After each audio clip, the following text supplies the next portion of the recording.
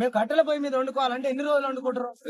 అందుకోసం గ్యాస్ ఎందుకు పెట్టిన నెల 15 రోజులు లేకపోతే కట్టెల పొయ్యి మీదనే ఉంటారు. బుక్ చేసిన టైం చూపిస్తా, డేట్ చూపిస్తా.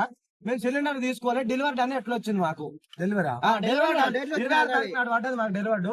మేము ఎన్ని తారీఖు బుక్ చేసినాం అంటే చెప్తేనండి, 9 తారీఖు బుక్ చేసినాం. మాకు బుకింగ్ నెంబర్ వచ్చింది. బుక్ కూడా అల్లనే ఉంది. ఇప్పుడు లేదా ఉందా చూపియండి.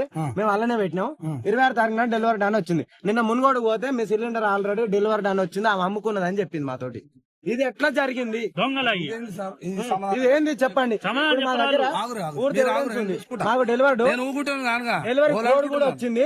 చూడండి ఒకసారి, డెలివరీ కోడ్ వచ్చింది మాకు. ఇది ఎట్లా వచ్చింది? నాకు ఓటీపీ లేకుండా ఇస్తున్నాను. నా ఫోన్ ఓటీపీ ఎట్లా వచ్చింది? డెలివరీ అని ఎట్లా వచ్చింది నా ఫోన్ మెసేజ్? అది ఒకటి నాకు కావాలి. జవాబు ఏంది సార్? జవాబు ఏందో చెప్పమన్నాడు. సిలిండర్ ఇస్తారా? ఈ రోజు బుకింగ్ కూడా కావట్లేదు. మళ్ళీ బుక్ చేసుకున్నామంటే ఎట్లా అయితే సార్ 9 తారీఖు అయింది.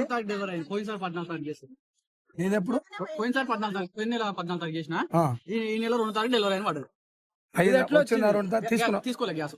ఇడికి రానే రాలేదు. సీసీ ఫోటోస్ ఉంటుంది కదా, చెక్ చేయమనండి. మేము క్యాండిడేట్ వచ్చినట్టుగా మా బుక్ ఏడైతే రిలీజ్ అయింది, బుక్ కూడా అలానే ఉంది. మరి ఏంది? మాట చెప్తా నాకు ఇజ్జత్ పోతాడు కూడా చూసుకోవడం నాది సిల్లపురము 14వ తారీఖు నాడు చేసిన 11వ తారీఖు డేట్ వచ్చింది. ఇక ఇప్పుడు ఇదే మాట చెప్పుకుంటే అందుకని ఆయన ఫోన్ ఇచ్చిన నా ఇజ్జత్ పోయి సత్తాడు. నువ్వు కట్టెల పొయ్యి మీద భూ అయినా చూపియనా? ఎక్కడా లేని విధంగా ఈడెందుకు నిర్లక్ష్యం అవుతుంది?